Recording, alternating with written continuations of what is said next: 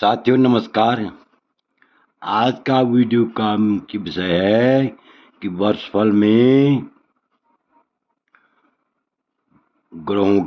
सभी ग्रहों की क्या मित्रवत दृष्टि कितने प्रकार की होती है। तो इस श्लोक से हमें पता चलेगा कि वर्षफल में सभी ग्रहों की 4 प्रकार की दृष्टि मित्रता करने वाली होती है। और सबसे अच्छी दृष्टि कौन सी होती है, इस बारे में भी हम चर्चा करेंगे।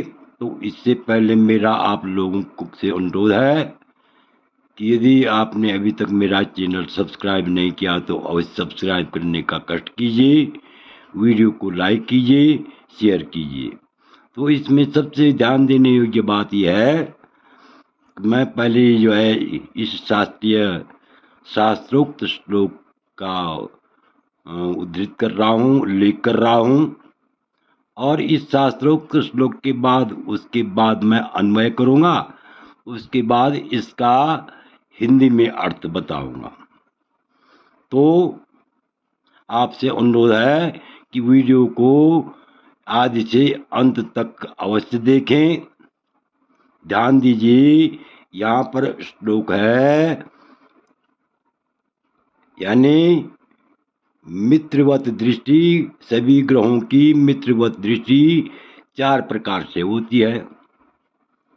4 प्रकार की दृष्टि होती है। तो देखिए यहाँ पर लिखा हुआ है, दृष्टि चा 9 पंचमे बलवती प्रत्यक्ष दय स्नेहिदा पादो ना किल कार्य का साधन करी मेलापक ख्योचते गुप्त स्नेह करी तृतीय भवने कार्य से संसिद्धा त्रिंशो नाकता तृतीय भवने सद्भाग दृष्टिर्भवे।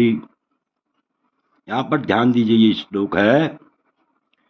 तो इसका पहले जो है अन्वय देखिए, ग्रहाणाम स्वादिष्टति स्थानात 9 पंचमे दृष्टि बलवती स्यात्। किसी भी ग्रह की, चाहे सूर्य हो, चंद्रमा हो, मंगल हो, बुध हो, बृहस्पति हो, शुक्र हो, शनि हो, राहु हो, केतु, कोई भी ग्रह हो, तो सभी ग्रहों की स्वादिष्टित स्थानात अपने अपने स्थान से क्या होती है, 9 पंचमे दृष्टि बलवती स्यात्। 9वीं और 5वीं दृष्टि क्या होती है, बलवान करने वाली होती है। ध्यान से देखिए, सभी ग्रहों की अपने अपने स्थान से जहाँ पर वे बैठे हुए हैं, 9वीं और 5वीं दृष्टि क्या होती है, बलवती, बलवान होती है। और सबसे बड़ी बात यह है, बलवान तो होती है, लेकिन जो ग्रह 9वीं और 5वीं दृष्टि के भाव को देखता है, उस भाव को वह जो है क्या करता है, प्रत्यक्ष स्नेहा, प्रत्यक्ष प्रेम करने वाली होती है। कौन सी?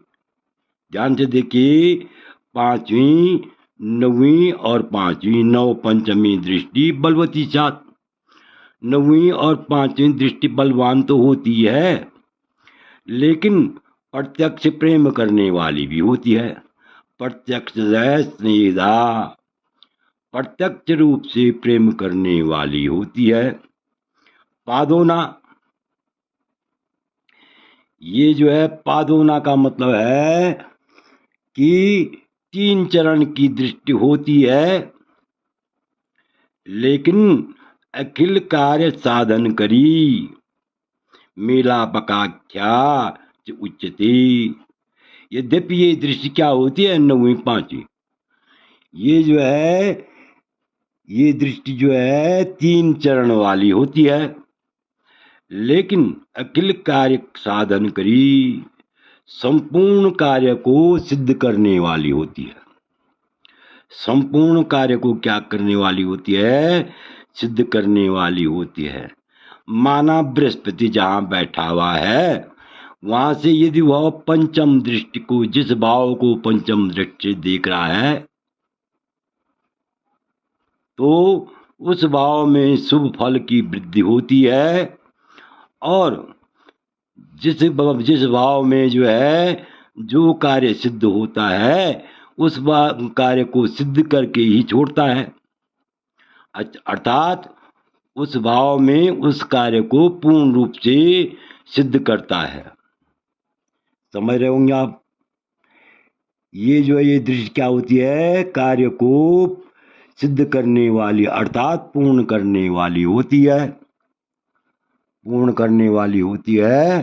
तथा यह मेलापक दृष्टि कहलाती है, मित्रवत दृष्टि कहलाती है, प्रत्यक्ष प्रेम करने वाली दृष्टि कहलाती है। कौन सी? नव पंचमे बलवती, यानी किसी भी ग्रह की अपने अपने स्थान से नवीं और पांचवी दृष्टि बलवान होती है और प्रत्यक्ष प्रेम करने वाली होती है तथा कार्य को सिद्ध करने वाली होती है। और इस दृष्टि को मित्रवत दृष्टि भी कहते हैं, मित्रता वाली दृष्टि भी कहते हैं, उच्चते कहते हैं। और तृतीय, अब दो प्रकार की दृष्टि तो ये हो गई। कौन कौन सी?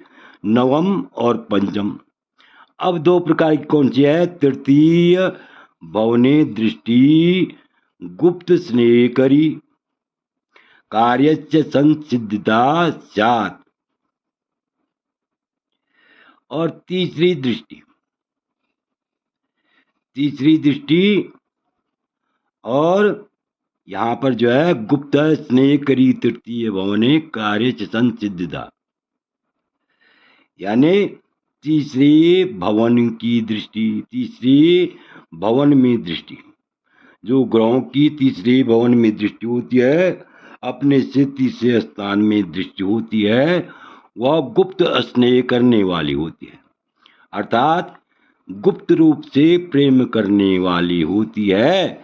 तथा कार्य से संसिद्धता स्यात्, तथा तीसरी दृष्टि भी जो है क्या होती है?